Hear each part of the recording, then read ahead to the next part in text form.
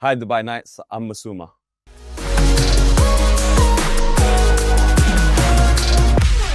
Massuma, tell me about splitting life between London and Dubai. How does that affect you creatively? Well, to be honest, I found a good balance between the hustle and bustle of London and the calmness and serenity of Dubai. Well, the good thing about Dubai is I have my routine, So I wake up early in the morning. I go to my gym sessions. I have a PT. I'll go to the beach. You kind of ground yourself with just feet in the sand. As a DJ, do you think routine helps a lot with mental health? As DJs, we're out all the time. We're surrounded by loads of people in the club. We're giving them our energy. We're drinking, and then you find yourself at 6 a.m. or 7 a.m. in an airport, and there's like void of like energy. You're alone. You're just at the airport, and then you have to travel back. It's good to unwind sometimes. How do you deal with that? To be honest, I've just accepted it as part of the process. So I just recently transitioned from hip hop to Afro House. Tell us about that journey. It was quite an interesting journey. I mean, growing up in London, you're surrounded and influenced by so much different culture. I learned how to DJ while I was at university, and the person who taught me how to DJ was adamant that I learned on vinyls.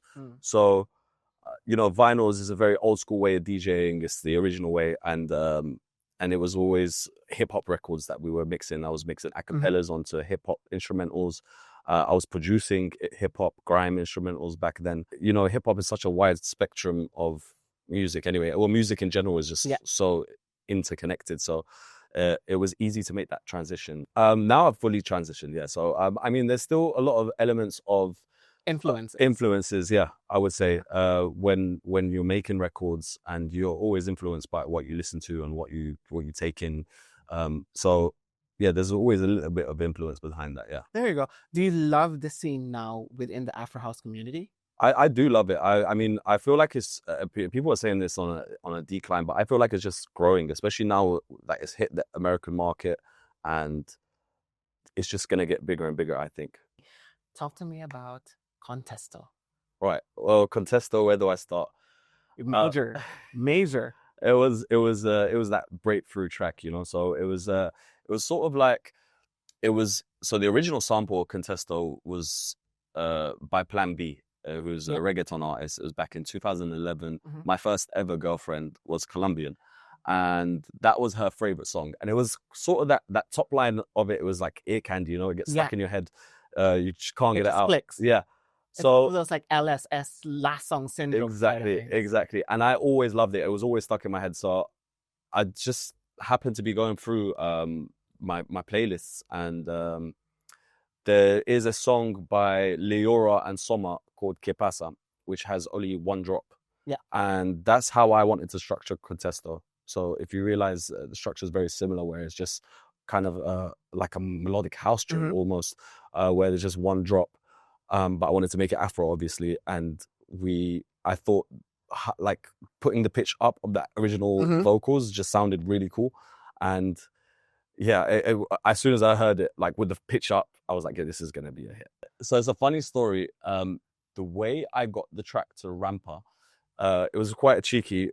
So basically, I met Rampa on a night out in Cannes Film Festival. All right. This was 2024.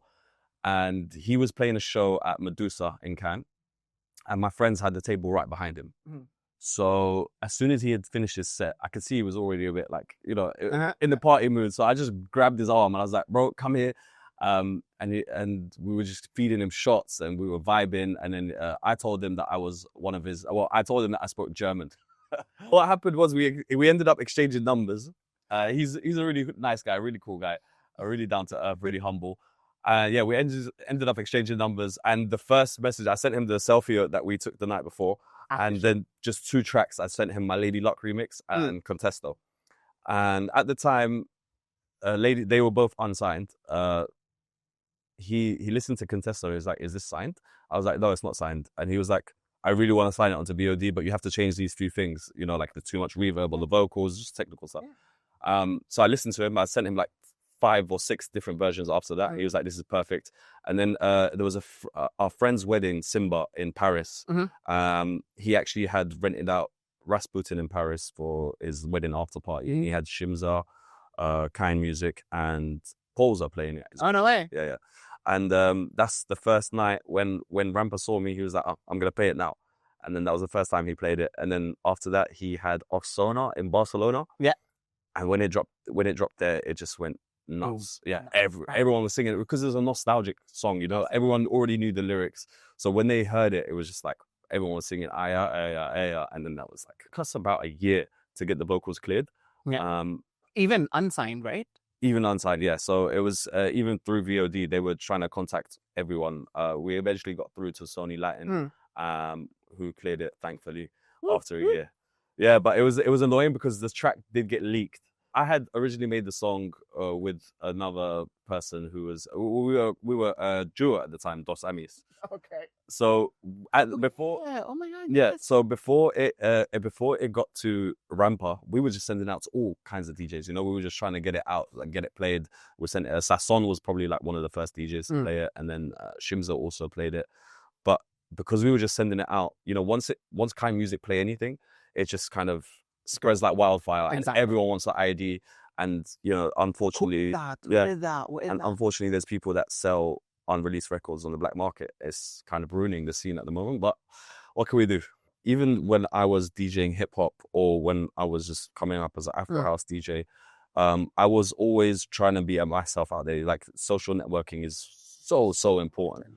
And if you're not in the room, you're never going to have that opportunity. So it's a stroke of luck, and also putting yourself out there, you know? It's a lot of hard work as well. Yeah. I mean, you put in the work. Yeah, a lot of tequila consumption. Oh! How does Massuma ground himself the moment that he's bad? Yeah, well, to be honest, like this summer was quite intense. So I did a lot of shows in the summer, and my summer ended in about after Halloween. So I got back to Dubai, and I just turned my phone off for like 4 or 5 days. I didn't speak to anyone. I was just like complete silence. Just stayed at home, ordering takeaway, just being a fat pig, watching Netflix, watching my animes or whatever, like just getting my mind off music completely. And then you sort of just naturally develop that hunger again. It's like, okay, I need to get back in the studio. I need to make another hit. I need to, you know, there's so much pressure on you when you've made a big hit, you know, like no one wants to be boxed in as a one-hit wonder. So that's why after Contesto, I was like, you know what? I don't want to put myself in a box and just make this kind of Afro House. I'm going to change it up. I'm going to make something that pays homage to Africa, which is why I made Sikasso. That's why. I mean, next question would be obviously Sikasso. It pays homage to Africa, to Mali. Yes, to Mali. Talk us through. So the original singer was from Mali. She's from Mali. And I was like, you know, I was going to name the song Blonda originally, which is the name of the original song is Blonda Yerini. So it was like half the thing, but the publishers had an issue with it being too similar to the original sample. So I was like, okay, what else can I name it? And I was like, okay, Sikasso is her hometown. Let's name it Sikasso. Can we have a name on who the singer is? It's Nahawa Doumbia. Nahawa Doumbia. If I go through my Spotify, it's just so much random music from whether it's my background, my heritage is Moroccan. So there's a lot of music from like the Saharans, and there's even in Morocco, there's so much of a different sound depending on where you travel to. Yeah, you know, there's Ganewa music, there's Darba Marrakshia. There's like so much different styles of music in Morocco, and that spreads across the whole of Africa. Like you get amazing music out of Uganda, out of South Africa. You've got Amapiano. You have, you know, so it's so many different styles. So it's very interesting, and it's almost untouched. It's difficult to sample, especially Sikasso was. Sorry, I can't remember. Sikasso was difficult to sample because a lot of the music is played live and recorded live, so the timings and everything vary. But yeah, we managed to get it done in the end. If you want to find me, you will probably find me on a Saturday at Serene. Serene by Gaia. The food is impeccable. The venue is beautiful. What's your go-to order? I love the watermelon and feta salad. It's so good. It's so good. Amazing. Yeah, it's so good. The thing with Dubai, it's always expanding at a rate that's insane, and there's always new venues opening up every other week. There's something new. Massuma, what is something in Dubai that if you haven't been here yet, you wouldn't understand? I mean, I don't think you've experienced traffic unless you've been to Dubai. You haven't experienced real traffic unless you're on Sheikh Zayed Road At 5 o'clock in the yeah, afternoon. at 5 or PM. 6, 5 to 6 p.m. Forget about it. Don't think about going anywhere. Just stay where you are.